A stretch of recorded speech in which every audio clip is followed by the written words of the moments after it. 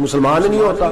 صلاح الدین ایوبی اپنے خیمے میں بیٹھے ہیں تو ایک بی بی آ گئی, اس قبیلے کا کوئی شخص مسلمان نہیں ہوتا. بی بی آئی, آگے کہنے لگی میرے 4 بیٹے جنگ میں کھو گئے, چھوٹے چھوٹے بچے جنگ میں کھو گئے, مل نہیں رہے, فوجیوں کو حکم دے مجھے میرے بچے تلاش کر کے دیں.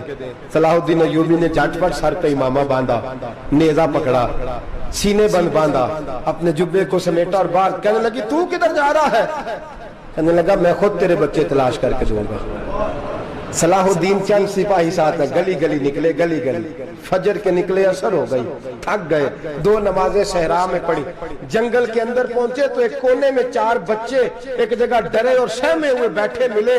صلاح الدین ایوبی اٹھا کے لائے, ماں کو کہنے لگے تیرے بچے ہیں. نکلا اس لیے تھا کہ میرے نبی نے فرمایا بچے جدا ہوں تو ماں کو درد بڑا ہوتا ہے, اور میرے رسول نے فرمایا تھا جب جنگ کرنے جاؤ تو کھیت برباد نہ کرنا, فصلیں تباہ نہ کرنا, بچوں کو ماں سے جدا نہ کرنا. فرمایا میں سوچ رہا تھا تیرے بچے کہیں میری وجہ سے جدا ہو گئے تو مصطفیٰ کو جواب کیا دینا. فرمایا تیرے بچے ڈھونڈ کے لایا ہوں. بچے ماں کے پاس آنے لگے تو ماں نے بڑے بیٹے کے منہ پہ تھپڑ مارا. کہتا ہے اماں کیا ہوا؟ کہنے لگی تو نے سنا نہیں کہ دشمن کے بچوں کی اتنی حفاظت کرتا ہے, میرے پاس نہ جا, اس کے قدموں میں بیٹھ جا. جس نبی کے غلام اتنے سچے ہیں وہ نبی کتنا سچا ہوگا. بنو قریظہ اور بنو نذیر 2 محلے تھے یہودیوں کے. یہودیوں نے بڑی عہد شکنی کی تو نبی پاک صلی اللہ علیہ وسلم نے ان کو بے دخل کر دیا, مدینے سے نکال دیا, مدینہ منورہ سے. یہودی نکل گئے مدینہ طیبہ سے, تو جب وہ نکل کے جا رہے تھے تو ان کے مکان, ان کے باغ, ان کی جائیدادیں بچ گئیں. نبی پاک علیہ السلام نے انصار مدینہ کو پہلے بلایا. جاگ رہے ہیں نا آپ لوگ؟ پیسے آتے کسی کو برے لگتے ہیں, اب تو یہ بھی حلال حرام کی تمیز بھی اٹھتی جا رہی ہے. جائیداد, باغ, مال, علاقہ خالی ہوا ہے, وہ چلے گئے, اور لوگ تو ڈھونڈتے پھرتے ہیں. اللہ خیر فرمائے, شاملہ ہر جگہ ملتی نہیں اب شہروں میں, وہ کس کس نے نام کرا لی, کدھر گئی ہے کوئی خبر ہی نہیں, خالی جگہ پڑی ہے. میرے نبی پاک علیہ السلام نے پہلے انصار مدینہ کو بلایا. حضور نے فرمایا انصاریوں بہت بڑی جائیدادیں یہودیوں کی, بنو نذیر اور بنو قریظہ محلے خالی ہو گئے, میرا دل کرتا ہے وہ تمہیں دے دوں, اس لیے کہ تم نے اپنے مہاجر بھائیوں کے ساتھ بڑا تعاون کیا, جائیدادیں تم نے دے دی ہیں, مکانات دے دیے ہیں, بڑا کچھ تم نے دیا ہے, میرا دل کرتا ہے وہ تمہارے نام کر دوں. تو انصار مدینہ کیا کہنے لگے؟ کہنے لگے یا رسول اللہ دے تو ہم نے دیا ہے پر وہ بیچارے جھچکتے ہی رہتے ہیں, وہ جھچکتے ہی رہتے ہیں, کھول کے ہماری چیزیں استعمال نہیں کرتے. تو حضور ہم تو پہلے ہی انصار ہیں, ہمارے پاس بڑا کچھ ہے, آپ مہربانی فرمائیں وہ سارا کچھ مہاجروں کو دے دے, مہاجرین کو ہمیں نہیں چاہیے. اب چلے گئے بات کر کے, میرے حبیب پاک نے مہاجروں کو بلا لیا. فرمایا بنو نذیر اور بنو قریظہ قبیلے کی جائیدادیں آئی ہیں, تمہارے پاس بظاہر جو چیزیں ہیں بھی وہ بھی انصار مدینہ کی ہیں, تو میرا یہ خیال ہے کہ وہ سارا کچھ تمہیں دے دیا جائے. حضرت ابوبکر صدیق رضی اللہ تعالیٰ عنہ کہنے لگے یا رسول اللہ صلی اللہ علیہ وسلم ہمارے انصار بھائیوں نے ہمارے لیے دل تک کھول دیے ہیں, حضور انہوں نے ہر چیز بانٹ کے ہمارے سامنے رکھ دی ہے, ہم اتنے خرد غرض ہیں کہ سارا کچھ لپیٹ جائیں. کہ حضور ہمارے پاس جو مکان ہے وہ ہے, ہم کاروبار کر رہے ہیں, تجارتیں کر رہے ہیں, مزدوریاں کر رہے ہیں, ہم انشاءاللہ اور بنا دیں گے, آپ یہ ہماری طرف سے ہمارے انصار بھائیوں کو گفٹ کر دیں, آپ انہیں دے دیں. میرے حبیب کی آنکھوں میں آنسو آ گئے, میرے نبی پاک علیہ السلام رو پڑے. یا رسول اللہ آپ کیوں روتے ہیں؟ فرمایا تمہارا یہ بھائی چارہ قائم رہا تو اللہ اسلام کو بڑی قوتیں عطا فرمائے گا, اللہ طاقتیں دے گا اسلام کو, اگر تمہارا یہ رنگ قائم رہا, یہ انداز. میرے غلاموں تمہارے یہ طور طریقے, ایک بھائی کہتا ہے دوسرے کو, دوسرا کہتا ہے تیسرے کو. مسلمانوں کی نا ایک تعداد لڑتے لڑتے لڑتے لڑتے دور چلے گئی. تاتاریوں نے قید کر لیا, 4 مسلمان تھے, تبلیغ کرنے گئے, جنگ کرنے گئے, جہاد کرتے کرتے کافروں سے لڑتے لڑتے تاتاری قوم میں چلے گئے, وہاں قید کر لیے گئے. تو سزائے موت کا حکم ہوا, 4 بزرگ تھے, سزائے موت کا حکم ہوا. تو تاتاری بادشاہ جو تھا وہ بڑا خلاف تھا, بڑا سخت مخالف تھا مسلمانوں کے. اس نے کہا کہ ان کو جب پھانسی دینا نا مسلمانوں کو تو میرے سامنے دینا. اب 4 عالم ہیں, 4 صوفی ہیں, سفید داڑیاں, سر پہ امامے. پھانسی کا وقت آیا تو جو پھانسی گھاٹ ہے وہ ایک ہے, چاروں کو کٹھے پھانسی نہیں ہو سکتی. ایک کو کہا کہ ایک ایک کر کے ان کو پھانسی دو. جب پھانسی کا وقت آیا نا تو جو سب سے پیچھے صوفی تھے وہ دوڑ کے آگے آئے, کہنے لگے بادشاہ پہلی باری میری لگا پہلی. اب بادشاہ نے کہا ٹھیک ہے اسے لٹکا دو. وہ قریب آئے تو دوسرے دوڑ آئے, کہنے لگے نہیں نہیں پہلی باری میں نے زیادہ کافر قتل کیے, میرا بڑا جرم ہے, مجھے پہلے سزا دو. ان کو پھانسی دینے لگے تو تیسرے آ گئے, کہنے لگے نہیں یہ تو میرا قتل کرتا تھا, رستے میں بتایا کرتا تھا, ڈھونڈ کے میں بتلاتا تھا کہ یہاں زیادہ تعداد ہے, مجھے پہلے پھانسی دو. تیسرے کے ساتھ بات ہو رہی تھی تو چوتھا دوڑا آیا, کہنے لگا یہ رستے بتاتا تھا, یہ تبلیغ کرتا تھا, یہ سارا کچھ کرتا تھا, لیکن کہا یہ کہتے تھے چلو واپس چلتے ہیں, میں جانے نہیں دیتا تھا, میں کہتا تھا اور کافر مارنے اور علاقے فتح کرنے, میرا جرم بڑا ہے, مجھے پہلے پھانسی دو. بادشاہ کہنے لگا مجھے 35 سال ہو گئے حکومت کرتے, بڑی دنیا کو پھانسی دی ہے, لوگ تو ایک دوسرے کو دھکے دیتے ہیں کہ پہلے تو جا پہلے تو جا, اور تم کیسی قوم ہو کہ ایک دوسرے پہ قربان ہو رہے ہو. کہنے لگا تم ایک باپ کی اولاد ہو, جاگ رہے آپ لوگ. تاتاری بادشاہ کافر بادشاہ اسلام کی مخالفت کر دیں, ایک باپ کی اولاد ہو کا نہیں, ایک قبیلے کے رہنے والے ہو کا نہیں, ایک ملک کے رہنے والے ہو نہیں. اس نے کہا رشتہ کیا ہے تمہارا, رشتہ کیا ہے؟ تو بول کے کہنے لگے خدا ایک ہے نبی ایک ہے, خدا ایک ہے اور نبی منفرد ایک ہے, اس قوم کی نقصان بھی ایک ہی سب کا نبی, اللہ بھی قرآن بھی ایک. کیا ہی اچھا تھا ہوتے اگر مسلمان بھی ایک, یوں تو سید بھی ہو مرزا بھی ہو افغان بھی ہو, تم سبھی کچھ ہو بتاؤ کہ مسلمان بھی ہو. فرمایا ہمارا اللہ ایک ہے نبی ایک ہے, تو کہا پھر ایک دوسرے پہ جان کیوں دیتے ہو؟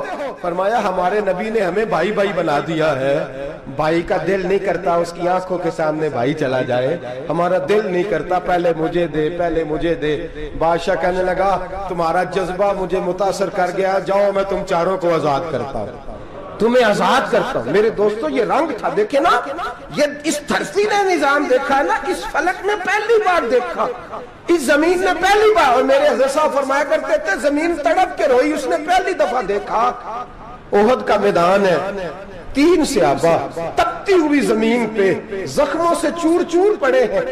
حضرت انس بن نضر رضی اللہ تعالیٰ عنہ پانی کا پیالہ لے کے پہنچے, ایک زخمی سے کہا تجھے پانی پلانا ہے, تو کہنے لگا میرے زخم تھوڑے ہیں, وہ جو ساتھ پڑا اس کے زخم گہرے ہیں, پہلے اسے پانی پلا دے, جا اسے دے دے. اس کے پاس پہنچے تو وہ کہنے لگا وہ مجھ سے پہلے گرا تھا, اس کا زخم زیادہ گہرا ہے, اسے پانی پلا.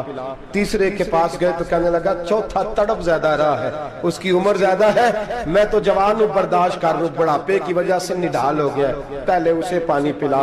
چوتھا کہنے لگا 5ویں کے پاس جا, 5واں کہنے لگا 6ٹھے کے پاس جا. حضرت انس بن نضر کہتے میں رو پڑا, میں نے کہا محمد کے غلاموں, رسول نے تمہیں کیسا جذبہ دے دیا ہے, زبانیں پیاس سے باہر ہے لیکن تمہاری اخوت مرتے دم تک قائم ہے. کہتے میں 7ویں کے پاس گیا تو کہنے لگا اگر 6 قربانی دے سکتے ہیں تو مجھے خود غرض نہ سمجھ, میں نے نہیں پانی پینا, جا پہلے کے پاس لے جا. کہتے میں پہلے کے پاس آیا تو روح پرواز کر گئی, دوسرے کے پاس آیا تو روح پرواز کر گئی, میں 7ویں تک آیا تو انتقال کر گئے. کہتے ہیں پانی کا پیالہ میں نے اٹھایا اور میں نے زمین پہ رکھا تو میں نے کہا پانی گوا رہنا, محمد کے غلام مر تو جاتے ہیں پر ایک دوسرے کا خیال بڑا رکھا کرتے ہیں, گوا رہنا یہ مر جایا کرتے لیکن ایک دوسرے کا درد. میرے دوستو لٹا ہوا برما, روتے ہوئے مسلمان, سسکیاں اور آہیں لیتی ہوئی مائیں پوچھتی ہیں اے خاصا اے خاصان رسول, وقت دعا ہے, امت پہ تیری آ کے عجب وقت پڑا ہے. وہ دین جو بڑی شان سے نکلا تھا وطن سے, پردیس میں وہ دین آج غریب الغربا ہے. فریاد ہے اے کشتی امت کے نگہباں, بیڑا یہ تباہی کے قریب آن لگا ہے. اور کیا خوبصورت جملے کہے تھے کہ نبی پاک صلی اللہ علیہ وسلم نے, حضور نے فرمایا تھا میرا مومن ایک جان کی طرح ہوتا ہے, ایک جان کی طرح ہوتا ہے, ایک کو تکلیف ہو جسم کے ایک حصے کو, سارا حصہ پریشان ہوتا ہے. فرمایا یہ ایک مکان کی طرح ہے, ایک اینٹ دوسری اینٹ کو مضبوط کرتی ہے. فرمایا یہ مضبوط لوگ ہیں, یہ مضبوط لوگ. حضرت عمر فاروق کا زمانہ ہے, ایک آدمی نے سیری بھیج دی, ایک گھر میں بطور تحفہ، قحط کا زمانہ تھا، گوشت ملتا نہیں تھا، جانور، ایک آدمی نے سری بھیج دی ایک آدمی کے گھر میں۔ اس نے کیا کیا؟ اس نے اپنی بیوی سے کہا ہماری تو خیر ہے، ساتھ والا پڑوسی زیادہ غریب ہے، ادھر نہ بھیج دے، یہاں گندم امیر شہر کی ہوتی رہی خراب اور بچی کسی فقیر کی فاقوں سے مر گئی، کہا ساتھ والے پڑوسی کے گھر سے میں کئی دنوں سے بھوک کی آوازیں، وہاں بھیج دے۔ اس کے گھر گئی تو اس کی بیوی شوہر کو مشورہ دیتی ہے، کہتی ہے میرے بچے تو دلیر ہیں، ساتھ والے کے چھوٹے ہیں، وہ گزارا نہیں، ادھر نہ بھیج دیں۔ ادھر گئی، ایک روایت ہے 7 گھر، ایک روایت ہے 21 گھر، 21 گھروں میں گھومتی ہوئی وہ سری پھر پہلے کے گھر میں آ گئی، اور پہلا صحابی کہنے لگا صرف تو نے ہی محمد کا کلمہ نہیں پڑھا، باقی 20 نے بھی پڑھا ہوا ہے، صرف تو نے ہی رسول اللہ سے یہ درس نہیں لیا، باقیوں نے بھی لیا ہے، اور صرف تیرے اندر ہی جذبہ احسار نہیں، تو ہی صرف مسلمانوں سے پیار نہیں کرتی، سارے ہی پیار کرتے ہیں۔ وہ سری پھر آ گئی، اب کیا کرنا ہے؟ اب کیا کرنا ہے؟ تو امام نبوی نے لکھا ہے، وہ کہنے لگی کرنا کیا ہے؟ پکاؤں گی میں اور کھائیں گے 21 گھر، پھر بھی اکیلے نہیں کھائیں گے، پکاؤں گی میں اور کھائیں گے 21 گھروں کے مطابق شوربہ پکا، اور پھر برتن میں ڈال کے وہ بی بی ایک گھر کا دروازہ کھٹکھٹاتی ہے، کہتی ہے مصطفیٰ کے غلاموں نکلو باہر اور کھاؤ، اس لیے کہ جس نبی نے مجھے پیار کا حکم دیا اسی نے تمہیں بھی پیار کرنا سکھایا ہے، یہ رنگ چشم فلک نے سکھایا ہے۔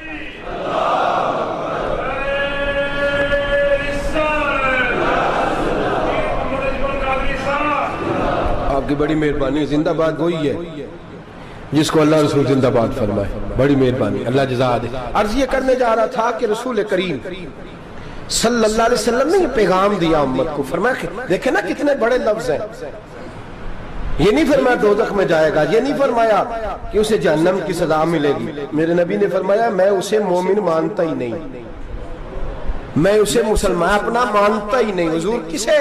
فرمایا جو پیٹ بھر کے کھاتا ہے اور اس کا ہمسایہ بھوکا سو جاتا ہے، میں مومن ہی نہیں مانتا۔ سزا تو تب ملے گی نا کہ جب میں کسی سزا کا اعلان کروں، میں مانتا ہی نہیں، وہ میرا ہے ہی نہیں، خود پیٹ بھر کے کھا رہا ہے، ہمسایہ اس کا بھوکا، میں نہیں مانتا۔ انما المؤمنون اخوہ، مومن بھائی بھائی، میں مانتا ہی نہیں اسے۔ اور میرے حبیب پاک اتنے بڑے لفظ حدیث میں اور کہیں نہیں ملیں گے، آپ کو اتنے بڑے جملے کہیں نہیں ملیں گے۔ میرے نبی پاک نے فرمایا اللہ کہے گا قیامت کے دن، کون؟ اتنے بڑے لفظ حدیثوں میں ملتے نہیں جتنے یہ ہیں۔ حضور نے فرمایا رب فرمائے گا بندے سے کہ میں تیرے پڑوس میں بھوکا تھا، تو نے مجھے روٹی کیوں نہیں کھلائی؟ کون کہہ رہا ہے؟ اللہ کہہ، میں بھوکا تھا تو نے روٹی نہیں دی، میں ننگا تھا تو نے کپڑا نہیں دیا، میں پیاسا تھا تو نے پانی نہیں پلایا، میں بیمار تھا تو تیمارداری۔ یا اللہ نہ تو کھاتا ہے، نہ پیتا ہے، نہ کپڑا پہنتا ہے، نہ تو بیمار ہوتا ہے، لا تاخذہ سنۃ ولا نوم، تجھے بیماری آتی نہیں، اونگ نیند نہیں آتی، میرے مالک تو میرے پڑوس میں تھا۔ تو حضور فرماتے ہیں رب فرمائے گا وہ جو بندہ تیرے پڑوس میں بھوکا تھا تو بندہ تو میرا ہی تھا نا، وہ جو بندہ تیرے پڑوس میں ننگا تھا تو بندہ تو میرا ہی تھا نا، وہ جو تیرے پڑوس میں پیاسا تڑپتا رہا تو وہ میرا ہی بندہ تھا، تو دوائی لینے جائے تو بڑے اسپتال میں اور اس بیچارے کو 20 روپے پرچی کے بھی میسر نہ آئے تو میرا ہی بندہ تھا۔ میرے دوست خیال کر اور یاد رکھ، یہ جو ہمسائے ممالک میں ظلم ہوتے ہیں، زیادتیاں ہوتی ہیں، ہمارے گھر کا پنکھا اچھا چلتا ہے، ہم جلوس اس وقت نکالتے ہیں جب ہماری لائٹ بند ہوتی ہے، ہم جلوس اس وقت نکالتے ہیں جب ہمارا ایسا جو ہمیں تنگ کرتا ہے، ہم اس وقت درد محسوس کرتے ہیں جب ہمارے گھر تک آگ آ جاتی ہے۔ یہ جو باہر آگ جل رہی ہے یہ تیرے گھر بھی آ سکتی ہے، یہ جو باہر فساد ہو رہا ہے یہ تیرے دروازے تک آ سکتا ہے۔ میرے رسول پاک نے ایک جان، مسلمان کو ایک جان قرار دیا۔ مجھے بتائیے انگلی کو کٹ لگ جائے، مسلمان ایک جان ہے نا، انگلی کو لگ جائے کٹ، دماغ کہتا ہے میں نے نہیں سوچنا اس کے بارے میں نے اس کے درد کو محسوس ہی نہیں کرنا، انگلی کی درد ہے، انگلی جانے اس کا کام جانے، ایسے ہی ہوتا ہے نا۔ بولے پیروں سے کہتے ہیں، انگلی کہتی ہے چل ڈاکٹر کے پاس، پیر کہتے ہیں نہیں میں نے نہیں جانا، انگلی کا کام ہے انگلی جائے، ایسے ہی ہے نا۔ دل سے کہتے ہیں تو تڑپ تھوڑا سا، انگلی کو درد ہے، کہتے میں کو تڑپوں، انگلی کا ماما، انگلی جانے اس کا کام جانے۔ ٹیلی فون کرنا ہے ڈاکٹر صاحب کا پتہ کرنا ہے، دکان کہتے ہیں میں نے نہیں بات سننی ڈاکٹر صاحب کی، زبان کہتے ہیں میں نے نہیں بولنا، انگلی جانے، ایسا ہوتا ہے۔ پیر احتجاج کرتے کہ میں نے ڈاکٹر کے پاس، میں کچھ چکر کھاتا پھروں ڈاکٹر کی دکان کی، انگلی کو درد ہے انگلی جانے، ایسا ہوتا ہے۔ بھئی میرے رسول پاک نے فرمایا مسلمان ایک جان ہے، تو درد برما کے مسلمانوں کو ہو رہا ہے تو پاکستانی کہہ رہے ہیں کوئی بات نہیں، وہ جانے ان کا کام جانے، ایک جان ہے نا، درد ہونا چاہیے، تکلیف ہونا چاہیے۔ پھٹے پہ باتیں ہوتی ہیں اس موضوع پہ، اسمبلی پہ گفتگو ہوئی ہے اس موضوع پہ، آپ کی صوبائی اسمبلیاں اس موضوع پہ بولی ہیں، آپ کے کونسل اس موضوع پہ بولے، ہم تو اپنی اپنی سیاستیں، اپنے اپنے تماشے، اپنے اپنے چکروں میں لگے ہوئے۔ وہ دریا کے اندر سسکتے مسلمان، بنگالی کہتے ہیں ہمارے نہیں، برمی کہتے ہیں ہمارے نہیں، پاکستانی کہتے ہیں ہمارے نہیں، ترکی کہتے ہیں ہم کس کے ہیں؟ وہ کس کے ہیں؟ وہ اللہ کے بندے ہیں، محمد عربی کے غلام ہیں صلی اللہ علیہ وسلم۔ لیکن میرے دوستو کیا ہمیں کیا غرض ہے، وہ جانے ان کا کام جانے۔ یہ جب تیرے پیروں تک آگ آئے گی پھر تجھے پتہ چلے گا یہ بڑی سخت آگ ہے۔ آج جس کافر نے برما پر عرصہ دراز تنگ کیا ہے، مسلمان تھوڑے تھوڑے مفاد لینے کی خاطر نا، بنو عباس اور بنو امیہ کی جنگ چل رہی تھی، بنو عباس جو تھے وہ غالب آ گئے، بنو امیہ جو تھے ان کی حکومت ختم ہو گئی، تو عیسائیوں نے بنو امیہ سے کہا کہ ہم تمہارے ساتھ تعاون کرتے ہیں، ہم تمہارے ساتھ تعاون کرتے ہیں اور بنو عباس پہ غلبہ پا کے تمہیں حکومت دلاتے ہیں۔ بنو امیہ بڑی جدوجہد کر رہے تھے بادشاہی کے لیے، لیکن انہوں نے کہا کہ ہم لڑ رہے ہیں، کوشش کر رہے ہیں، لیکن ہمیں کسی کافر کی مدد کی ضرورت نہیں، ہم جتنا مرضی لڑیں لیکن کافروں کے ہاتھوں بنو عباس کو مروانے کو ہم تیار نہیں ہیں۔ ہمیں خبردار، تمہارا آپس کا معاملہ ہے، ہم خود نمٹ لیں گے، تمہیں اجازت نہیں دیتے تم اندر کودو اور کود کر کے تم فسادات پیدا کرو اور مسلمانوں کے اندر تقسیم کرو۔ میرے دوستو مسلمان کو سوچنا چاہیے، سوچ بڑی رکھنی چاہیے، گھر کی جنگ سے نکل آ، اب بہو ساس کے جھگڑے سے باہر آ جا، اب محلے کی سیاست چھوڑ کے باہر کا سوچ، اب اسلام کو تیری حاجت ہے۔ اب پوری دنیا جب مسلمان کو دیکھے نا، فیس بک یوز ہوتی ہے، اس پہ نوجوان جب اسلام کی بات کرنے لگے گا، اس پر جب بڑا اسلام کی بات کرنے لگے گا، پوری دنیا میں پیغام جائے گا کہ مسلمان اب جاگنے لگا ہے، مسلم خوابیدہ بیدار ہونے لگا ہے، اب اس کی آنکھیں کھلنے لگی ہیں، اب یہ اپنے مذہب کی بات کرتا ہے، اب یہ اپنے ملک سے، صوبے سے، برادری سے نکل کر بولتا ہے، اب یہ کہتا ہے کہ بازو تیرا توحید کی قوت سے قوی ہے، اسلام تیرا دیس ہے، تو مصطفی ہے، اب یہ بڑی سوچ رکھتا ہے، اب یہ عالمی بات کرتا ہے۔ میرے دوستو ہمارا تو حال یہ ہے، امام اعظم ابو حنیفہ کا فتویٰ ہے، آپ فرماتے ہیں جو مولوی عالمی حالات سے باخبر نہ ہو وہ جمعے کی تقریر نہ کرے، وہ مسلمانوں کی رہنمائی نہیں کر سکتا، عالمی حالات سے جو خبردار نہ ہو۔ تو جس کو چھٹی ہو جائے تو نے ختم نہیں پڑھا، دوڑ جا مسجد سے، تو ختم نہیں پڑھتا ہمارے، تجھے پتہ ہی نہیں تو کہاں رہتا ہے، بھاگ جا، وہ عالمی حالات پہ بات کرے گا، کیونکہ بیچارے کو تو پتہ ہے میری سویرے چھٹی ہو جانی، سیاست کا لفظ چھیڑا نہیں تو میں گیا نہیں۔ یاد رکھے وہ جو بیداری ہے، وہ جو اعلیٰ ظرفی ہے، وہ جو بڑی سوچ ہے، وہ جو ملت کی سوچ ہے، وہ جو قومیت کی سوچ ہے، وہ جو آگے بڑھنے کا زاویہ ہے، وہ تو اندر، اقبال کہتا ہے گلا تو گھونٹ دیا اہل مدرسہ نے تیرا، گلا تو گھونٹ دیا اہل مدرسہ نے تیرا، تجھے تو مدرسے والوں نے پلیٹ پکڑا دیا ہے کہ جا سویرے لنگر کٹھا کر کے لا اور دوپہر کو روٹیاں مانگ کے لا اور دیکھ آج مرا کون ہے، ختم کس کا پڑھنا ہے، تو گلا تو گھونٹ دیا اہل مدرسہ نے تیرا، اب کہاں سے آئے گی صدا لا الہ الا اللہ، تو گھونٹ دیا تیرا گلا، تو کیسے بڑی بات کرے گا؟ بڑی بات کے لیے بڑی سوچ چاہیے، بڑی تگودو چاہیے، بڑی کوشش چاہیے، بڑا حوصلہ چاہیے۔ مسلمان چھوٹی چھوٹی لڑائی میں، چھوٹی چھوٹی جنگ میں، ایک دکاندار دوسرے دکاندار سے لڑ رہا ہے، گلی والا دوسری گلی والی سے لڑ رہا ہے، محلے والا محلوں پہ اعتراض، ایک شہر میں رہنے والے میں نے دوسرے محلے پہ اعتراض کرتے دیکھے، یقین کریں ایک شہر میں رہنے والے، علاقے میں بسنے والے کہتے ہیں بھائی توبہ ہے اس محلے تو اللہ ہی بچائے، لا حول ولا قوت۔ وہ جو تقسیم در تقسیم کی سوچ ہے، اس نے چھوٹے چھوٹے ٹکڑوں میں مسلمانوں کو بانٹ دیا ہے، چھوٹی چھوٹی تقسیم ہے، چھوٹا چھوٹا ہمارا مزاج ہے، چھوٹی سوچ ہے، بڑی سوچ کی بات سنیے۔ صلاح الدین ایوبی، جاگ رہے ہیں نا آپ لوگ؟ تو آخنا حضرت صاحب ایڈی وڈی گل چھیڑ چھڑی ہے، یہ مطلب ہی کون نہیں، کنے برما جانا ہے تو کنے مدد کرنی ہے، میں تو بھائی فریضہ سر انجام دے رہا ہوں۔ میرے نبی نے فرمایا برائی کو یا ہاتھ سے بدل، ہاتھ سے نہیں بدل سکتا تو زبان سے تو بولنا، تو میں معذور ہوں، کمزور آدمی ہوں، ہاتھ سے بدلنے کی طاقت نہیں رکھتا، تو دوسرے درجے پہ تو مجھے عمل کرنے دو نا۔ اثر کرے نہ کرے سن تو لے میری فریاد، نہیں ہے داد کا طالب یہ بندہ آزاد، رونے تو دو، تڑپنے تو دو، آہیں تو بہانے دو، سسکیاں تو لینے دو، مار کھائی ہے تو تڑپنے تو دو۔ وہ قرآن پاک برما میں پابندی لگی ہے تو میں یہاں سوچنے لگا ہوں کہ وہاں تو پابندی لگی ہے، یہاں پہلے لوگ کوئی نہیں پڑھتی۔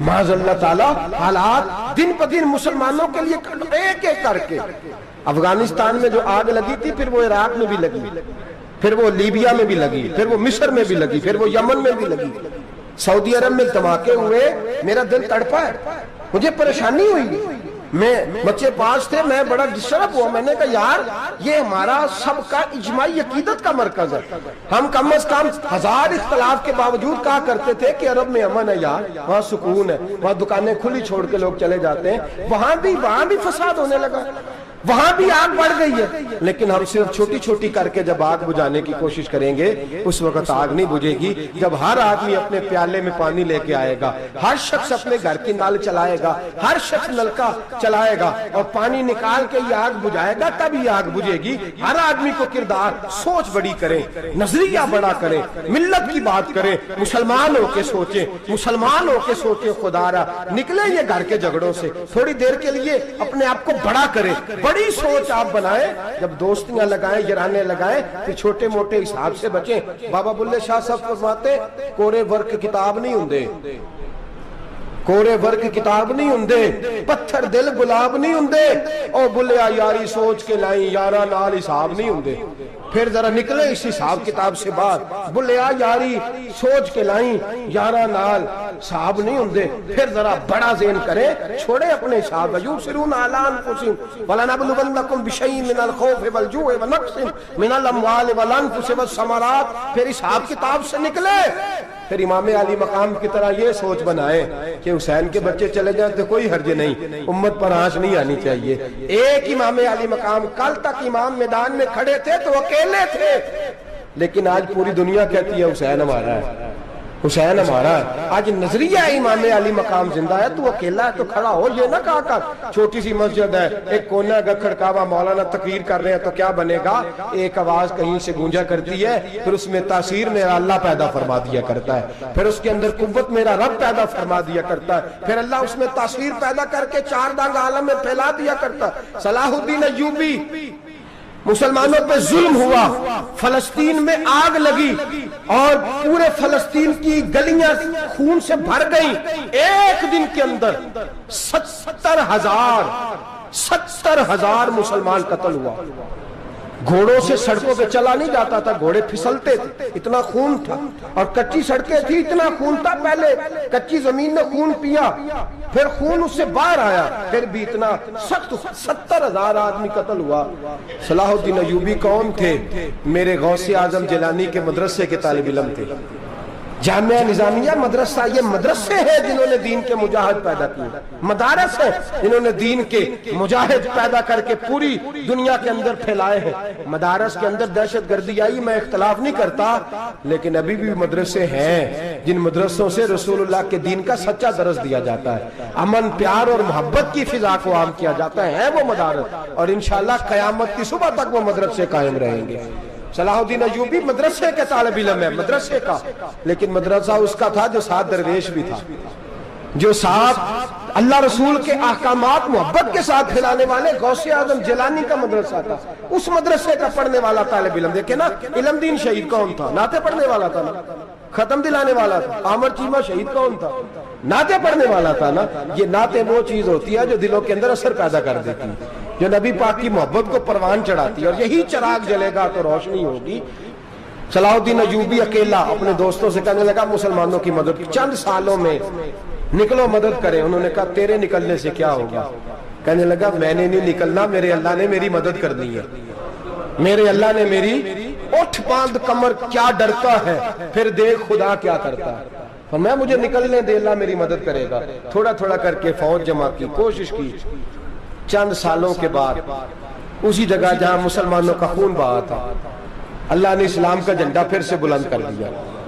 صلاح الدین ایوبی فاتح بن کے مسجد اقصی کے دروازے پہ کھڑا ہے. چند سال گزرے، عیسائیوں کا اپنا وہ ظلم ابھی یاد ہے، اور عیسائی سارے لیڈر کہتے ہیں تیاری کر لو، اب ہمارے بچے کاٹے جائیں گے، عورتیں بیوہ ہوں گی، گردنیں کٹیں گی، اب دیکھنا جتنا خون ہم نے بہایا تھا مسلمان اس سے دگنا بہائیں گے.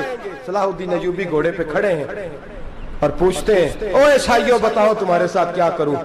گردنیں جھک گئیں، جواب کوئی بھی نہیں. کہا تم نے 70,000 مسلمان ایک دن میں مارا تھا، بولو تمہارے ساتھ کیا کروں؟ تم نے ایک دن میں مسلمان یوں کاٹے جیسے گاجر مولی کاٹی جاتی ہے، بولو کیا کروں؟